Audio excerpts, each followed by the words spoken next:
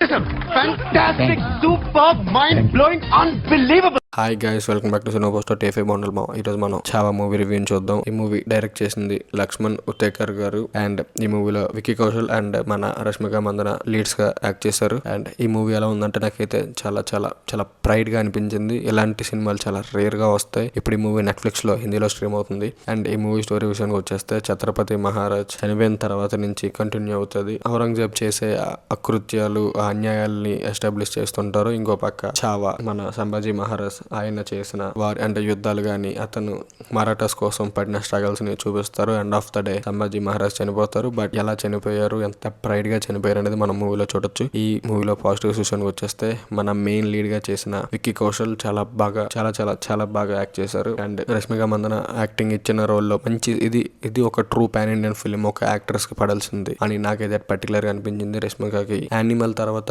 ఇది perfect pan Indian film అని నాకు అనిపించింది. నాకైతే చాలా నచ్చింది రష్మిక రోల్. అండ్ మ్యూజిక్ కూడా ఏఆర్ రెహమాన్ చాలా వర్తిగా ఇచ్చారు. చాలా బాగుంటది మ్యూజిక్. అండ్ యాక్టర్స్ అందరూ చాలా బాగా చేశారు. And last core theme pre climax లో వచ్చే ఫైట్ నుంచి క్లైమాక్స్ అండ్ చేసే విధానం వరకు నాకు చాలా చాలా అంటే కళ్ళంత నీరు తెప్పించింది. అంత ఎమోషనల్ రైడ్ ఈ మూవీ. చాలా ప్రైడ్ గా అనిపించింది మూవీ చూసిన తర్వాత.